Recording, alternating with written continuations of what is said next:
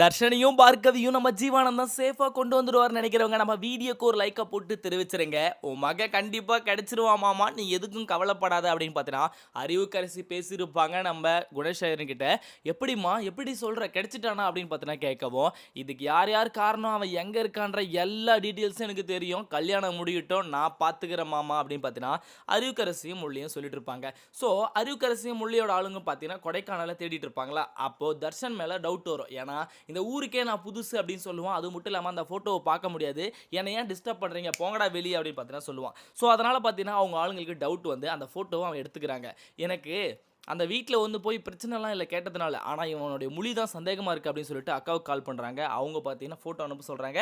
ஃபோட்டோவை பார்த்த உடனே பார்த்தீங்கன்னா அறிவுக்கரசிக்கு பயங்கரமான கோவம், பயங்கரமான சந்தோஷமும் வருது. அவன் கையை காலை முறிச்சுனா கூட சரி, அவனை இங்கே கொண்டு வாங்க, பயங்கரமாக கூட அடிங்க, ஆனால் உயிரோட எனக்கு வேணும் அப்படின்னு பார்த்தீங்கன்னா சொல்கிறாங்க.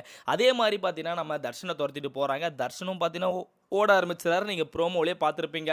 அதே மாதிரி இந்த பக்கம் பார்த்தீங்கன்னா இந்த ஊரை விட்டே காலி பண்ணணும்.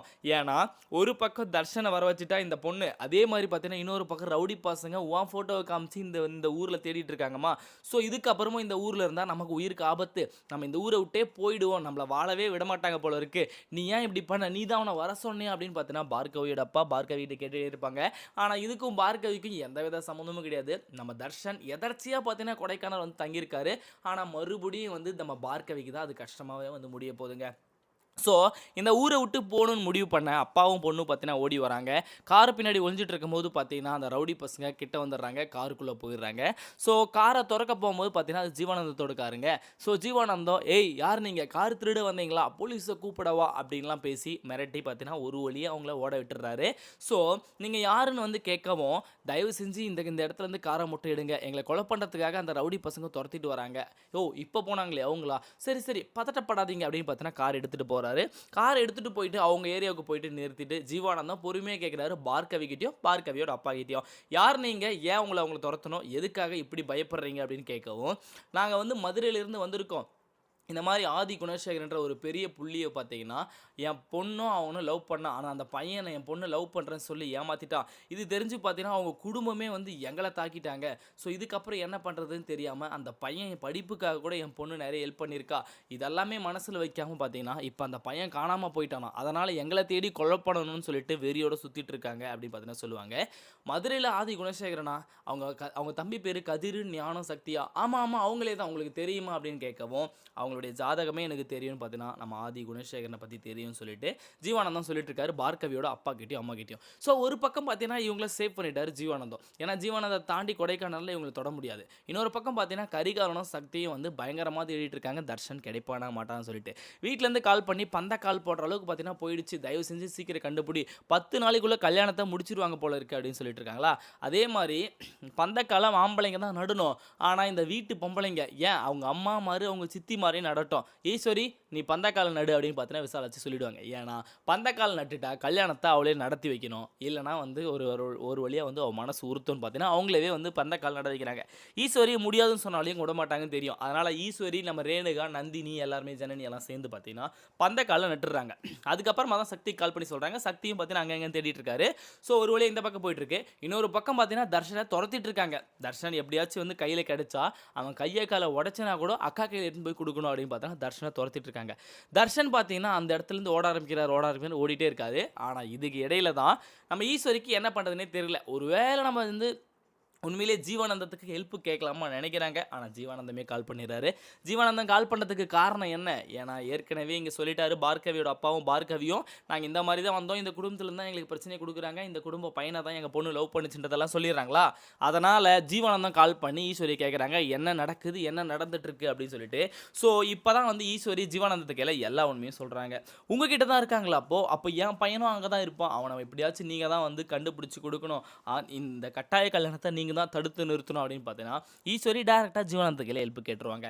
ஸோ இப்போது ஜீவானந்தத்துக்கு ஒண்ணே ஒன்று தான். இப்போ நம்ம எங்க இருக்கோம், நம்ம கூட இருக்கவங்க எப்படி இருக்காங்கன்றது தான். கூட இருக்கிறவங்க சேஃபா இருக்காங்க. ஆனா தர்ஷன மட்டும் நான் இன்னும் கண்டுபிடிக்கல அப்படின்னு சொல்றாங்க. அப்பதான் பார்கவியோட அப்பா ஒரு உண்மைய சொல்றாரு. தர்ஷன் இருந்ததே வந்து பக்கத்து ரூம்ல தான். அவன் தான் வந்து பார்த்துட்டே இருந்தான், கதவு தட்டிட்டே இருந்தான். நான் தான் தொறக்கல. ஸோ இவ தான் இவன வர வச்சிருப்பான்னு நெனச்சேன். ஆனா கட்டாய கல்யாணத்துக்கு பயந்து தான் வந்து தர்ஷன் இங்க ஓடி வந்துட்டு இருக்கான்றது எனக்கு தெரியாது அப்படின்னு சொல்றாங்க. "அப்பா என்னப்பா சொல்ற? தர்ஷனுக்கு கட்டாய கல்யாணம் பண்றதுக்காக தொரத்தி விட்டுருக்காங்க. அவன் வந்து ஓடி வந்திருக்கான். அவன் டிப்ரஷன்ல இருப்பான். இப்போ வந்து நாம தான் அவன காப்பாத்தணும். ஏன்பா நீ என்கிட்ட முதல்லயே சொல்லலன்னு சொல்றாங்க. அமைதியா இருமா. ஏற்கனவே அவங்க குடும்பத்தால நம்ம நெறைய சீரழிஞ்சிட்டோம். நெறைய பிரச்சனைய சந்திச்சிட்டோம் அப்படின்னு பார்த்தீங்கன்னா சொல்லிட்டு இருக்காரு. ஸோ ஒரு வழியா பார்த்தீங்கன்னா, தர்ஷன கண்டுபிடிக்கிற முயற்சியில நம்ம ஜீவானந்தமே களமிறங்கிட்டாருங்க. ஆனா அதுக்குள்ளே பார்த்தீங்கன்னா, ரவுடி பசங்க கண்டுபிடிச்சிடுறாங்க. உடனே பார்த்தீங்கன்னா, நம்ம தர்ஷன் உதறி விட்டுட்டு ஓட பார்க்குறாரு. தர்ஷன கைய கால முறிச்சு கூட கொண்டு வாங்கன்றதுனால தர்ஷனுக்கு மரண அடி குடுக்குறாங்க ரவுடி பசங்க. இப்போ வீட்ல இருக்கிற பெண்கள பார்த்தீங்கன்னா, பயங்கரமா பேச ஆரம்பிச்சுட்டாரு குணசேகரனும், அவங்களுடைய தம்பி கதிரும். ஏன்னா, அதாவது இந்த காணாம போனதுக்கும் ஜீவானந்தத்துக்கும் எந்தவித சம்மந்தமும் இல்ல. அவர தயவு செஞ்சு விட்டுருங்க. அந்த மனுஷனுக்கு இதுக்கும் சம்மந்தமே இல்லன்னு சொல்லியிருப்பாங்களா? ஆனா இப்ப இருக்கிறது கொடைக்கானல். கொடைக்கானல்ல ஜீவானந்தத்த பார்த்துட்டாங்க ரவுடி பசங்க. ஒருத்தன் வந்து கார்ல அடைக்கலம் குடுத்துருக்கான்றத சொல்லிட்டாங்க. ஸோ ஜீவானந்தத்து கூட தான் போயிருக்காங்க அப்படின்னு பார்த்தீங்கன்னா, அறிவுக்கரசியும் முல்லையும் வந்து டைரக்டாவே வந்து சொல்லிடுறாங்க. எம்ம குணசேகரன் கையில சொல்லவும், "பாத்தியாடா கதிரு, பத்தினி மாரி வந்து மீனாட்சி அம்மன் முன்னாடி சத்தியம் வச்சுட்டு, இப்போ அந்த சிரிக்கி மகளும், அவன் ஜீவானந்தம், அவன் என் எதிரி. அவன்கிட்ட போய் அமுச்சு விட்டுருக்காடா தர்ஷன. இதெல்லாம் பண்ணிட்டு ஒண்ணும் தெரியாத மாரி இருக்கா. கல்யாணம் முடியட்டும். தர்ஷன் கிடைச்சுட்டான். கல்யாணம் முடியட்டும். அதுக்கப்புறம் உங்களுக்கெல்லாம் இருக்கு" அப்படின்னு பார்த்தீங்கன்னா சொல்லிட்டு இருப்பாங்க. ஸோ தர்ஷன பிடிச்சாலையும் கொடைக்கானல்லேருந்து வெளியே எடுத்துகிட்டு வர முடியாது. கண்டிப்பாக ஜீவானந்த கண்டுபிடிச்சிட போகிறாரு. இப்போ சக்தியும் நம்ம ஏற்கனவே கரிகாலனும் தேடிட்டே இருக்காங்க. ஆனால் அவங்களுக்கு ஒருவித தகவலும் கிடைக்கல. ஒரு வழியாக பார்த்தீங்கன்னா ஜீவானந்தத்தை பார்த்துடுறாங்க. சக்தி என்னப்பா பண்ணுறீங்க அப்படின்னு கேட்கவும், எங்கள் பையன் தொலைஞ்சு போயிட்டான். எங்கள் வீட்டு பையன் அவங்கள தேடுறதுக்காக வந்திருக்கோம். நீங்கள் என்ன பண்ணுறீங்க இங்கே அப்படின்னு பார்த்தீங்கன்னா கேட்டுட்ருக்காரு. யார்? நம்ம சக்தி கிட்ட நம்ம இவரு கேட்டுட்ருக்காரு ஜீவானந்த கையில். ஸோ இப்போ தான் வந்து நான் வந்து எல்லா விஷயத்தையும் தெரிய வந்துச்சு. பார்கவின்ற பொண்ணு நான் சேவ் பண்ணி இருக்கேன். ஆனா உங்க வீட்டு பையனை தான் நானும் தேடுறேன். நீங்களும் வாங்க தேடிடுவோம் அப்படின்னு பார்த்தீங்கன்னா சொல்றாங்க.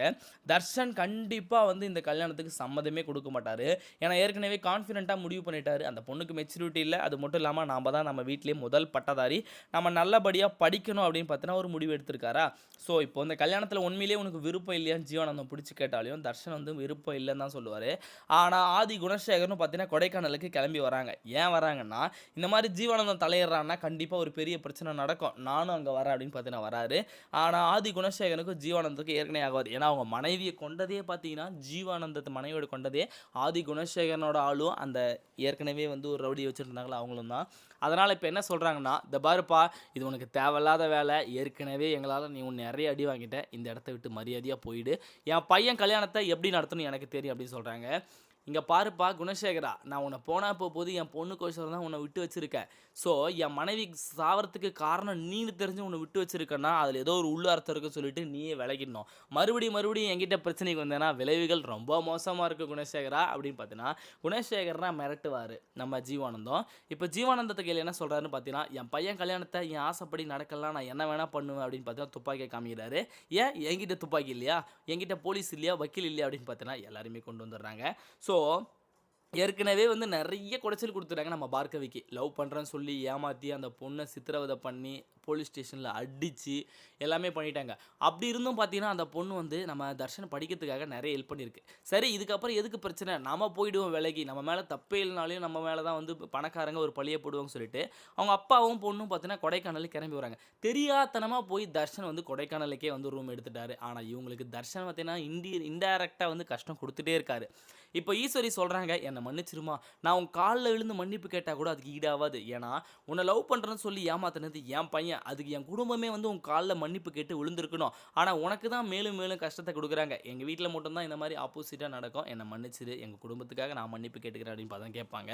அதெல்லாம் ஒண்ணும் பிரச்சனை இல்லைங்க. பரவாயில்லைங்க. ஆனா தர்ஷனுக்கு வந்து கல்யாணம் பண்ணி வச்சிடாதீங்க. அவன் நெறைய சாதிக்கணும்னு ஆசைப்படுறான். அவன் நெறைய படிக்கணும்னு ஆசைப்படுறான்.